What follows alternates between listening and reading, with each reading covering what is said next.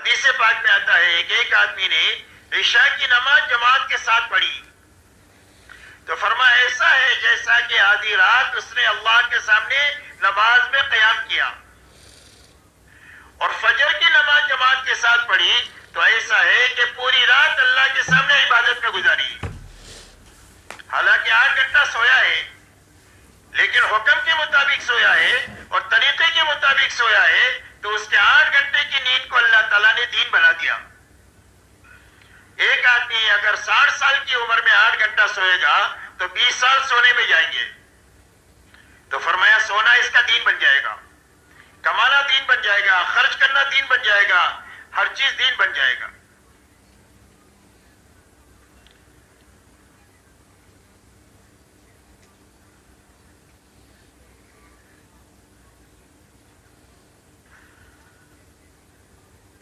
اس نے فرمایا کہ ہم نے تمہارے لیے دین کو پورا پورا اتار دیا ہے اور اپنی نعمتوں کو تمہارے پر تمام کر دیا ہے۔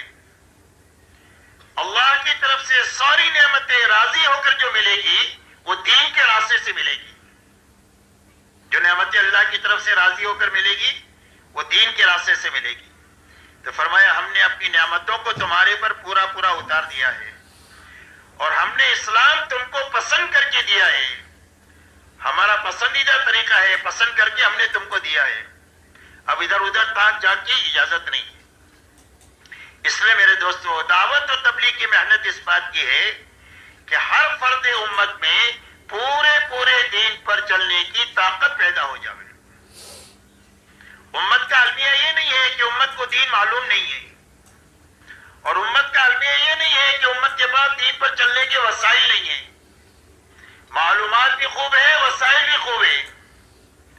امت کا المیہ یہ ہے کہ امت کے دین پر چلنے کی طاقت کی کمی ہے، اور یہ کمی کفر کی وجہ سے نہیں ہے۔ کتنا ہی گناہوں میں ڈوبا ہوا مسلمان ہو، ہم اس کے اوپر کفر کا فتویٰ نہیں لگائیں گے۔ ہم ان گناہوں سے نفرت کریں گے، گنہگار سے محبت کریں گے۔ جیسے بیماری سے نفرت ہوتی ہے، بیمار سے محبت ہوتی ہے، اس لیے کہ بیمار تو بیوی ہوتی ہے، باپ ہوتا ہے، بیٹا ہوتا ہے، اس سے آدمی کیسے نفرت کرے گا؟ ایسے ہی سارے گناہوں سے نفرت، لیکن گنہگار سے محبت ہم کریں گے۔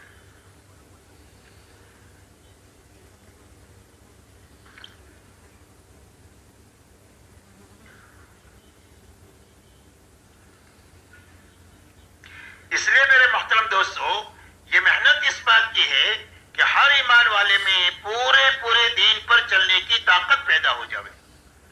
ایک بات تو یہ ہے اس محنت سے مقصود۔ دوسری چیز مقصود یہ ہے کہ ہر فرد امت میں دین کی ذمہ داری کا احساس پیدا ہو جائے کہ میں باپ ہوں، بچوں کا ذمہ دار ہوں، شوہر ہوں، بیوی کی ذمہ داری میرے پر ہے، میں مسلمان ہوں، اسلام کی ذمہ داری مجھ پر ہے۔ ذمہ داری کا احساس پیدا ہو جائے۔ دنیا کی کمی پر رونا آتا ہے، بے چینی بے قراری آتی ہے، دین کی کمی پر بے چینی اور بے قراری نہیں آتی ہے، اس لیے کہ احساس ہمارا کمزور ہو گیا ہے۔ اس لیے میرے دوستو، دعوت و تبلیغ کی محنت پوری امت کے لیے اس لیے ہے کہ ہر دین ہر امت کی ضرورت ہے، اور ہر فرد امت کو اپنے اندر میں اس طاقت کو پیدا کرنے کی ضرورت ہے کہ جس طاقت کے راستے سے اس کی زندگی میں سارے فرائض زندہ ہو جائے اور سارے حرام سے زندگی پاک ہو جائے۔ اس لیے کہ اللہ کی طرف سے جو احکامات آئے ہیں وہ 2 لائن کے احکامات آئے ہیں۔ ایک کرنے کے لائن کے احکامات آئے ہیں اور ایک بچنے کے لائن کے احکامات آئے ہیں کہ یہ کرنا ہے یہ نہیں کرنا۔ جتنے کرنے کے لائن کے احکامات ہیں وہ سارے احکامات پر پورا عمل کرنا، اور جتنے بچنے کے لائن کے احکامات ہیں ان ساری چیزوں سے بچنا، یہ پورا دین ہے۔ جب زندگیوں میں پورا دین ہوگا، دین پر چلنے کی طاقت کے راستے سے، تو اللہ کے سارے وعدے جو دین کے ساتھ ہیں وہ پورے ہو جائیں گے۔ اس لیے کہ اللہ تعالیٰ نے قرآن پاک میں اور جناب محمد رسول اللہ صلی اللہ علیہ وسلم نے اپنے فرمانات میں جتنے وعدے کیے ہیں وہ دین پر کیے ہیں، اور وہ وعدے اس وقت میں پورے ہوں گے جب زندگیوں میں دین پورا ہوگا۔ جب زندگی میں دین پورا ہوگا تو دینداروں کے لیے اللہ عزت کے فیصلے کریں گے دنیا میں. عزت اللہ کے لیے ہے, نبی کے راستے سے آتی ہے اور ایمان والوں کے لیے آتی ہے. وَلِلَّهِ الْعِزَّةُ وَلِرَسُولِهِ وَلِلْمُؤْمِنِينَ. امی کہتے ہیں بیٹا مہنگائی میں بجٹ رکھو تو کمپرومائز کرو. سودے پہ, بجلی کے بل پہ, ہر چھوٹی بڑی چیز پہ, پر کوالٹی اور ذائقے پہ نو کمپرومائز, وہ بھی بجٹ کے ساتھ. نیشنل ریسیپی مکسز کا بجٹ پیک 40 روپے میں, سب کا بہترین مزہ بجٹ میں ملا. بجٹ ضرور رکھنا پر کوالٹی اور ذائقے پر کمپرومائز نہ کرنا. پورے گھر کے لیے سب سے بہترین مزہ national recipe mixes, Pakistan's number 1 recipe mix brand.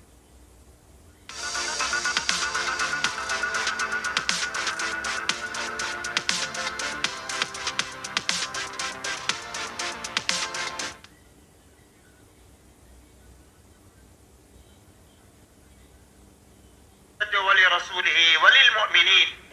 فرمایا عزت اللہ کے خزانے میں ہے اور نبی کے راستے سے آتی ہے اور ایمان والوں کے لیے آتی ہے. جب دین پورا ہوگا تو اللہ ایمان والے کو عالمی سطح پر عزت کا وہ مقام عطا فرمائیں گے کہ پوری دنیا ان کو دیکھ کر رش کرے گی. اللہ تعالیٰ سربلندی عطا فرمائیں گے. یہ دنیا میں ذلت کے ساتھ نہیں جیے گا, عزت کے ساتھ جیے گا, اور یہ مغلوبیت کے ساتھ نہیں جیے گا, بلکہ اللہ اونچے مقام پر رکھ کر کے اس کو زندگی عطا فرمائیں گے. فرمایا سربلندی عطا فرمائیں گے. اللہ تعالیٰ دنیا کی سارے نقشوں کو اس کی خدمت پہ لگا دیں گے اور اس کو خلافت کا مقام عطا فرمائیں گے. دین کو اللہ قوت عطا فرما دیں گے دنیا میں, کہ انفرادی زندگیوں میں بھی دین کا راج ہوگا اور اجتماعی زندگیوں میں بھی دین کا راج ہوگا, اور زندگی کے سارے شعبوں میں دین چلے گا اور دینداری کے ساتھ ہر ایمان والا چلے گا, اور دنیا میں دین کو اللہ وہ قوت عطا فرمائیں گے کہ جس کو دیکھ کر کے لوگ غلط زندگیاں چھوڑ کر اس زندگی کی طرف جوک در جوک آتے چلے جائیں گے. اللہ تعالیٰ محبتیں عطا فرمائے دیں گے. یہ ساری قرآن کی آیتیں ہیں جس کا میں ترجمہ کر رہا ہوں. اور ہم اپنے رسولوں کی مدد کریں گے اور ایمان والوں کی مدد کریں گے دنیا کی زندگی میں بھی اور قیامت کے دن بھی. اور فرمایا اللہ تعالیٰ ان کے خوف و حراس کو ختم کر دیں گے. مومن کبھی دنیا میں خوف کے ساتھ نہیں جی سکتا, اس لیے کہ آسمان ہمارے اللہ کا بنایا ہوا ہے اور زمین ہمارے اللہ کی بنائی ہوئی ہے. اللہ کی زمین پر اللہ والے عزت کے ساتھ, امن کے ساتھ اور محبتوں کے ساتھ اور عزت کے ساتھ دنیا میں جئیں گے. دنیا میں کوئی ان کو ذلیل نہیں کر سکتا ہے, دنیا میں کوئی ان کو نیچا نہیں دکھا سکتا ہے, دنیا میں ان کے اوپر کوئی خوف و ہراس کے حالات نہیں پیدا کر سکتا ہے. اللہ تعالیٰ یہ سارے وعدے پورے کریں گے جب زندگی میں دین پورا ہوگا. اور جب دین ادھورا ہوتا ہے تو دنیا میں نقد مصیبتیں آتی ہیں. جب دین ادھورا ہوتا ہے تو دنیا میں نقد مصیبتیں آئے گی. فرمایا ما اصابکم من مصیبت فبما کسبت ایدیکم ویعفو عن کثیر. فرمایا جو مصیبتیں دنیا میں تمہیں نظر آ رہی ہے اپنی انفرادی اور اجتماعی زندگیوں میں اور من حیث الامہ, فرمایا تمہارے ہاتھوں کے غلط کام ہیں جس کی وجہ سے یہ دنیا میں پریشانیاں ہیں. اور بہت ساری غلطیاں تو ہے جو اللہ معاف فرما دیتے ہیں, اگر ساری پر پکڑ کر دے تو جینا مشکل ہو جائے. اور یہ فرمایا وَلَنُذِيقَنَّهُم مِّنَ الْعَذَابِ الْأَدْنَىٰ دُونَ الْعَذَابِ الْأَكْبَرِ لَعَلَّهُمْ يَرْجِعُونَ. فرمایا بڑا عذاب جو موت سے شروع ہوگا اس کے پہلے چھوٹے چھوٹے عذاب کی شکلیں ہم ان کے اوپر ڈالتے ہیں, اور یہ بھی ان کے لیے رحمت ہی ہے تاکہ یہ اللہ کی طرف رجوع کریں اور توبہ تلہ کریں اور اللہ سے اپنا معاملہ ٹھیک کر دیں. اس لیے کہ جب اللہ سے اپنا معاملہ ہم ٹھیک کر دیں گے تو اللہ ہمارا اور مخلوق کا معاملہ ٹھیک کر دیں گے. اس لیے حضور صلی اللہ علیہ وسلم جب مدینہ منورہ میں تشریف لے گئے تو آپ نے یہ فرمایا کہ جو اللہ سے اپنا معاملہ ٹھیک کر دے گا اللہ اس کا اور مخلوق کا معاملہ ٹھیک کر دیں گے, اور پوری مخلوق کو اللہ تعالیٰ ان کی خدمت میں لگا دیں گے, ان کے لیے مسخر کر دیں گے کہ اپنے اور پرائے سارے ان سے محبت کریں گے, کوئی ان سے دشمنی نہیں کرے گا. اس لیے میرے دوستو یہ محنت دعوت اور تبلیغ کی اس بات کی ہے کہ ہر فرد امت میں پورے دین پر چلنے کی طاقت پیدا ہو جائے اور دین کی ذمہ داری کا احساس پیدا ہو جائے. اب پوری زندگی میں دین کا معیار کون ہے, کس کو دیکھ کر ہم چلیں گے؟ اس لیے میرے دوستو یہ معیار تلاش کرنا ضروری ہے کہ کس کو معیار بنا کر چلیں گے کہ پورا دین کیا ہے. اس لیے آپ نے حق اور دین کو مقید کیا ہے اپنے اور اپنے صحابہ کے ساتھ. آپ سے پوچھا گیا حق کیا ہے؟ فرمایا ما انا علیہ و اصحابی. فرمایا جس پر میں ہوں اور میرے صحابہ ہے وہ حق ہے. قیامت حق کے سمجھنے کا اور دین کے سمجھنے کا معیار آپ کی اور آپ کے صحابہ کی زندگی ہے. اسی لیے اللہ نے فرمایا لقد کان لکم فی رسول اللہ اسوۃ حسنہ. تمہارے لیے حضور صلی اللہ علیہ وسلم کی زندگی میں بہترین نمونہ ہے. حضور صلی اللہ علیہ وسلم کی زندگی میں بہترین نمونہ ہے. اپنی زندگی کو آپ کے سانچے میں ڈھال کر زندگی گزارو. اور آپ نے اپنے ساتھ اپنے صحابہ کو ملا دیا. فرمایا حق وہ ہے جس پر میرے صحابہ ہیں اور میں ہوں. اور یوں فرمایا اصحابی کالنجوم بأی مقتدیتم اہتدیتم. میرے سارے صحابہ ستاروں کے مانند ہیں جن کے پیچھے بھی تم چلو گے وہ تم کو اللہ تک اور جنت تک پہنچا دیں گے. اس لیے حق کے سمجھنے کا معیار آپ کی اور آپ کے صحابہ کی زندگی ہے. ہمارا میرے دوستو المیہ یہ ہے کہ ہم دین کے معاملے میں نیچے دیکھتے ہیں اور دنیا کے معاملے میں اوپر دیکھتے ہیں. تو ساری نعمتوں کے باوجود ناقدری اور ناشکری ہے. اللہ نے سب کچھ دیا رکھا ہے لیکن ہر وقت یہ احساس ہے کہ بھئی آگے ہونا چاہیے، یہ تو کم ہے. اس لیے کہ اوپر دیکھنے کی عادت بنی ہے ہماری اور دین کے معاملے میں نیچے دیکھنے کی عادت بنی ہے. اس لیے دین کی کمی کا احساس نہیں ہے. باوجود اس کے کہ زندگیوں میں بے دینی کوٹ کوٹ کی بھری ہوئی ہے لیکن ہر آدمی کو یہ گمان ہو گیا ہے کہ میں تو دیندار ہوں. حالانکہ میرے دوستو حکم اس بات کا ہے کہ دنیا کے معاملے میں نیچے دیکھا جائے اور دین کے معاملے میں اوپر دیکھا جائے. فرمایا صابرین اور شاکرین میں سے کوئی ہو نہیں سکتا ہے جب تک دنیا کے معاملے میں نیچے نہ دیکھے اور دین کے معاملے میں حضور اور صحابہ کو سامنے رکھ کر کے نہ چلے. اور اللہ تک پہنچنے کا اور جنت تک پہنچنے کے یہی دو راستے ہیں. ایک شکر کا راستہ ہے اور ایک صبر کا راستہ ہے کہ صبر کے راستے سے اور شکر کے راستے سے اللہ تک پہنچ جائیں گے اور جنت تک پہنچ جائیں گے. اس لیے میرے محترم دوستو یہ ہم کو دین کے معاملے میں وہاں دیکھنا ہے. اسی لیے مولانا الیاس صاحب رحمۃ اللہ علیہ سے جب پوچھا گیا کہ آپ اس محنت سے کیا چاہتے ہیں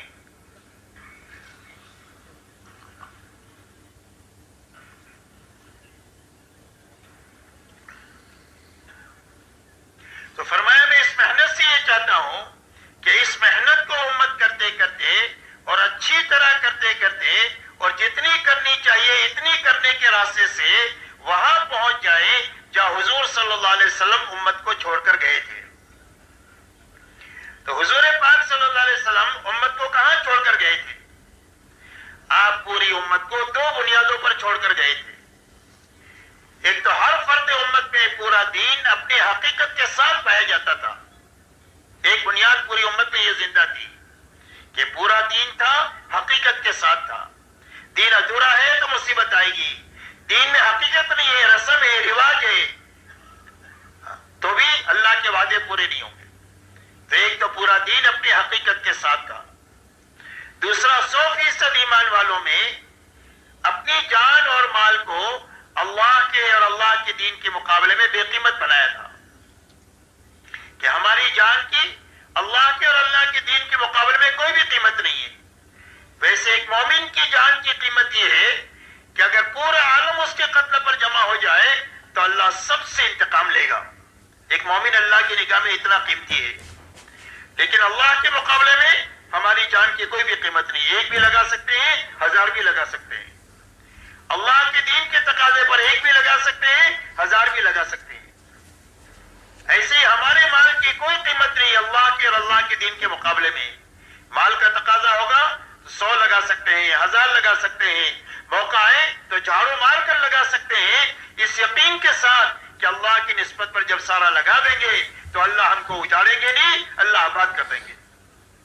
اس لیے کہ جو اللہ سے معاملہ کرتا ہے کبھی گھاٹے میں نہیں رہتا. جو اللہ سے معاملہ کرے وہ کبھی گھاٹے میں نہیں رہتا.